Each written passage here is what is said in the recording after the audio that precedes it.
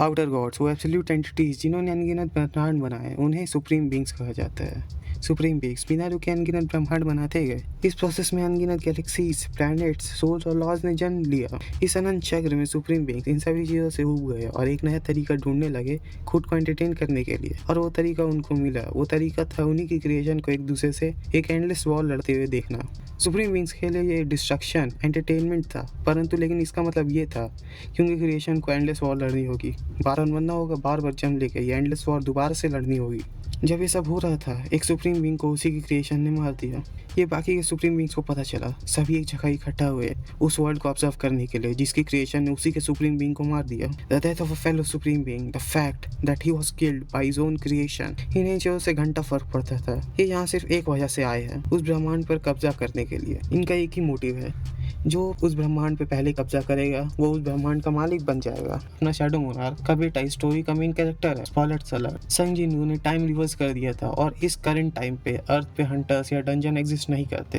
ये है संग सुहो एके यंग मोनार्क, एके है जिनवू का बेटा। ये अपने दोस्तों के साथ वही कर रहा होता है जो हम अपने दोस्तों के साथ करते हैं। बच्चों, नेशनल यूनिवर्सिटी में मेरा एडमिशन हो गया है। तभी एक रेडिट आ जाता है और ये यहाँ सुहो से भिड़ने आया है और सुहो कहता है, अरे संगचुल तो फिर से? मैं संगचुल नहीं हूँ। एक्चुअली में ये जो रेडहेड है इसका नाम ली यूनचुरोल, लेकिन सुहो को इसका नाम सही से पता नहीं है। ये बताता है कि सुहो की वजह से इसका हाई स्कूल पे राज करने का प्लान बर्बाद हो गया और ये यहाँ इसका बदला लेने आया है। और बाकी लोग सब लड़की लोग कहती है ये फिर से मार खाएगा, ये बार बार सुहो से भिड़ने क्यों आ जाता है, ये सुहो को क्यों हरास करता है। सुहो ने अपने पेरेंट्स को भी खो दिया है। अब तुम सोच रहे हो कि सुहो के पेरेंट्स संग जिनवू और जाए इन कहाँ पे है। यही तो सस्पेंस है। लाल बाल सुहो पे अटैक कर देता है, पर guess what, Suho main character है। सुहो ने एक ही अटैक में इसकी नाक तोड़ दी है, लेकिन लाल बाल अपनी हंटर पावर्स अवेकन कर लेता है और सुहो की गुत्ती लाल करने वाला होता है कि सुहो उसे डॉज कर लेता है। सब शॉक्ड है कि इसने लॉकर को कैसे चकनाचूर कर दिया और लॉकर को देखकर सुहो की गांड।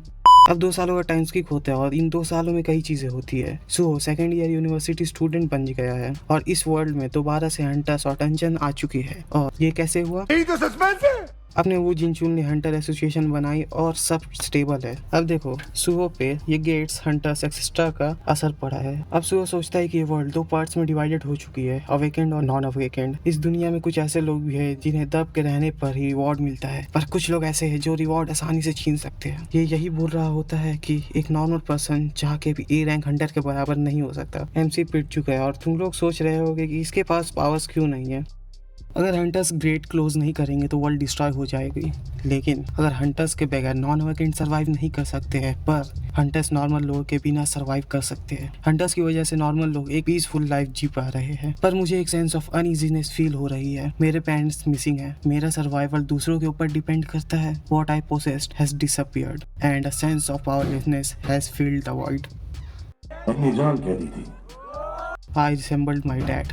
आई वंडर इस सिचुएशन में मेरे डैड क्या करते। सुहो ने बैरो को ड्रॉ कर दिया है। सीन शिफ्ट होता है, हंटर्स रेड कंप्लीट करके डंजन से बाहर आते हैं। मिस्टर किम कहता है मुझे एक न्यू टाइप ऑफ मॉन्स्टर मिला, वो अपने आईज और माउथ से ब्लू फ्लेम्स एमिट कर सकता था, बस उसने मुझे जरा सा स्क्रैच किया है। तो होमीस ये न्यू टाइप ऑफ मॉन्स्टर एक तरह का ज़ॉम्बी है और इसने जिस हंटर किम को इंजर किया था वो भी ज़ॉम्बी बन जाता है और यहाँ ज़ॉम्बी एक्लॉप्लिस शुरू हो जाता है। देखिए सभी की ये देख के फट चुकी है। मिस्टर किम जो ज़ॉम्बी बन चुका है वो उस बिल्डिंग से जंप करके इस बिल्डिंग पे आ जाता है और सुहो कहता है रन। एक लड़की गिर जाती है और उसे सुहो छोड़ के भाग जाता है। सुहो कहता है मैं हंटर्स को बुला के ला रहा हूँ, हेल्प मी। डैम इट, मैंने उसे क्यों बोला कि मैं हंटर्स को बुला के लाता हूँ? It clearly means that she will die. पर मैं क्या ही कर सकता हूँ, मैं तो हंटर भी नहीं हूँ। अगर पापा होते तो वो क्या करते? मिस्टर किम उस पर अटैक करने वाला ही होता है, पर guess what, MC is here। Dad यहाँ होते तो वो, डैड यहाँ होते तो वो। और हम देखते एक क्वेस्ट विंडो अपीयर हो जाती है और उसमें लिखा होता है करेज ऑफ द वीक। ये वीडियो की क्वालिटी बहुत बेकार थी, लेकिन अगर तुम ये वीडियो अभी तक देख रहे हो, हाँ यहाँ तक अगर तुम ये वीडियो देख रहे हो,